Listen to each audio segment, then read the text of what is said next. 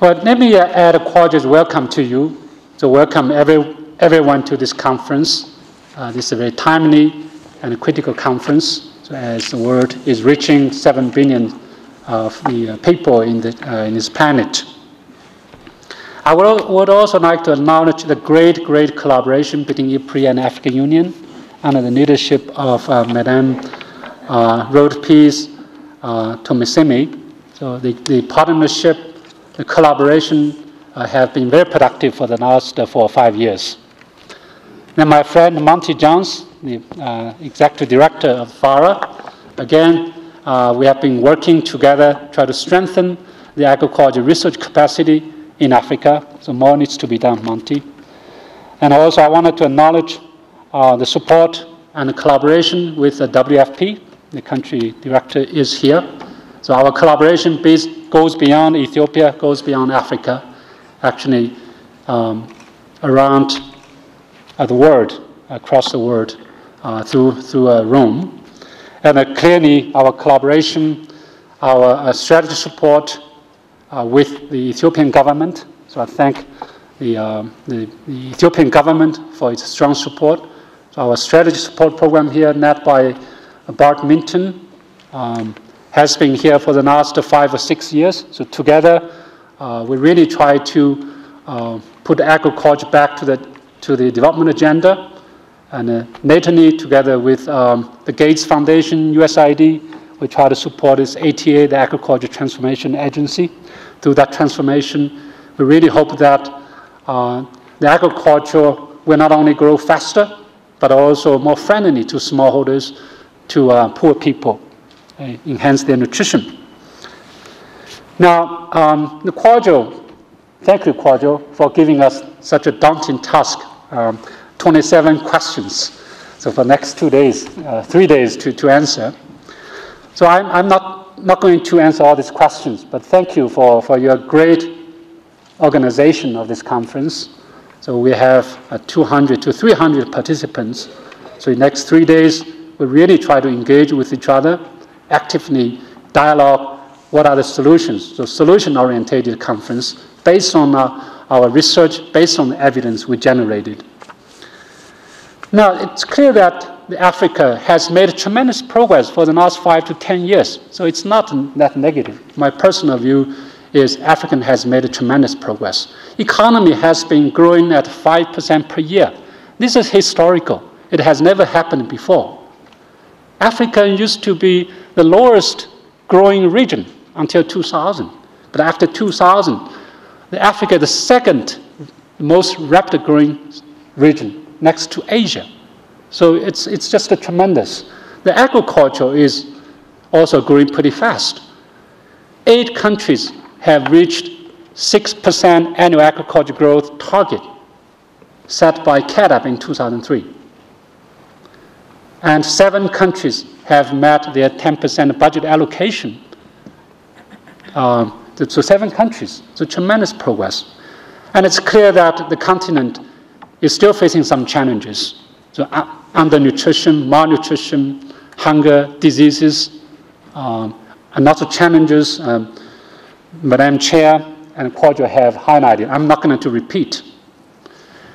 So what we really need is a business as unusual approach or an innovative approach. My friend Wiri Omamo is sitting here. I remember 6 or 7 years ago when he worked at IPRI. Now we was thinking this so-called business as unusual approach instead of business as usual approach.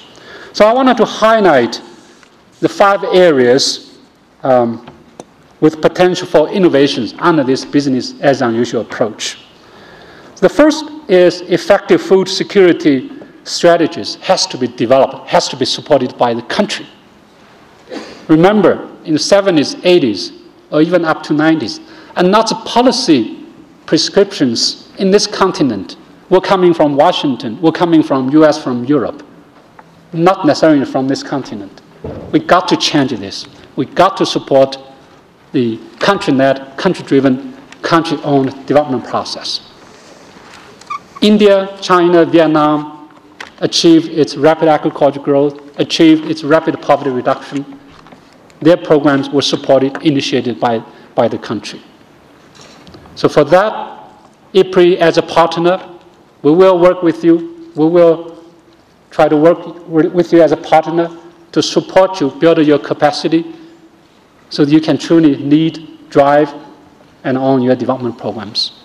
So currently, we have 7 or 8 country programs in different parts of Africa, from Ghana, Nigeria, Malawi, Mozambique, DRC, well, obviously, Ethiopia, Uganda.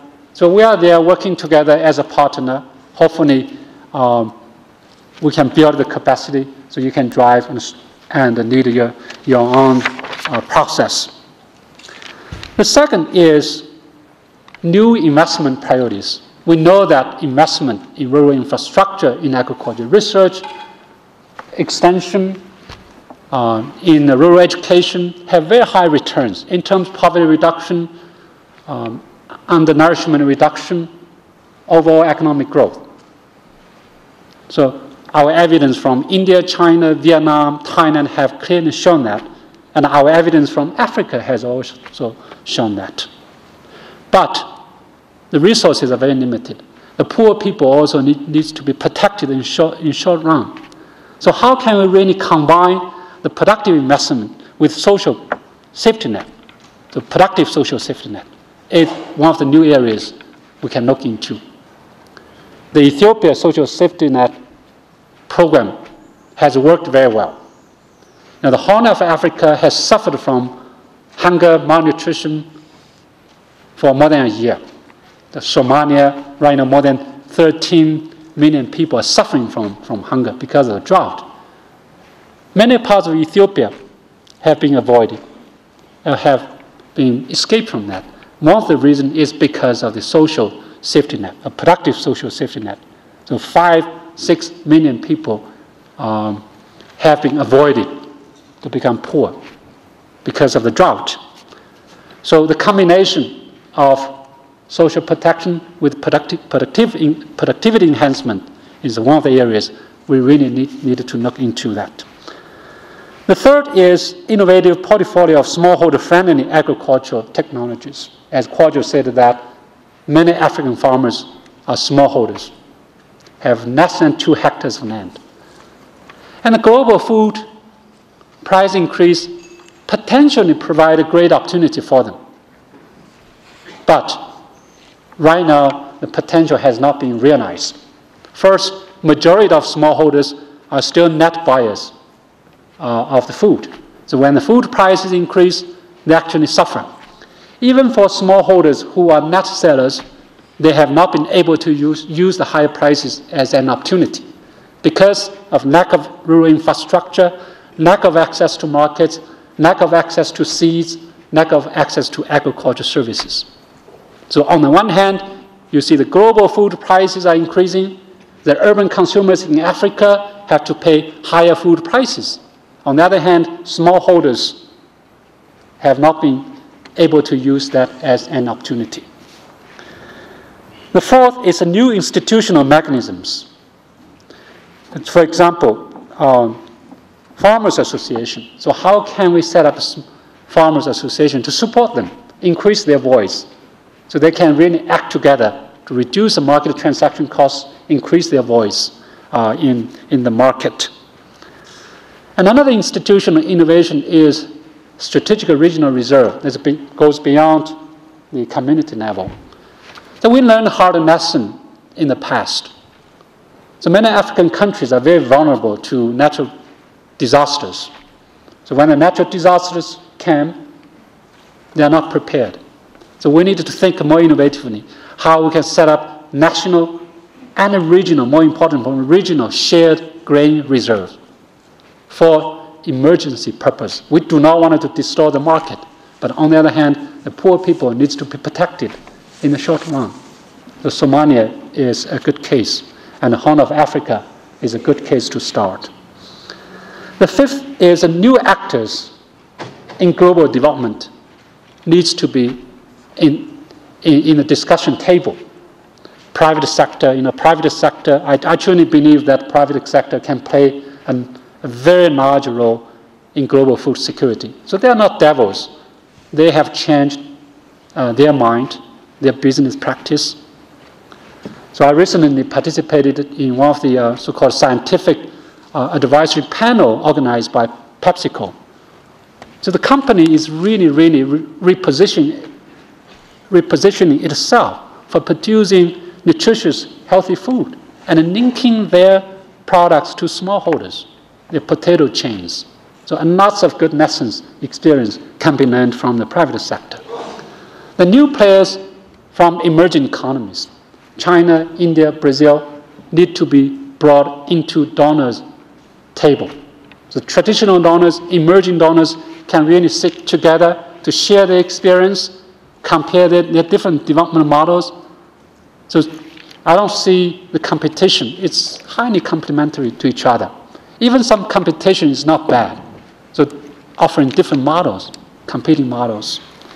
So there, ironically, the traditional donor table, we do not see this new emerging donors. You know, as a person from China, growing up in China, I often sit in traditional donors table. So we needed to bring these new players into our circle. So in conclusion, so to reduce poverty and hunger, so actors at global, national, and local levels needed to pursue innovative approaches that include strategies, investments, technologies, institutions, and new players. So I'm really looking for the 2.5 days active dialogue, active participation from you. Hopefully, we really try to move from dialogue to action based on evidence, based on research. Thank you very much.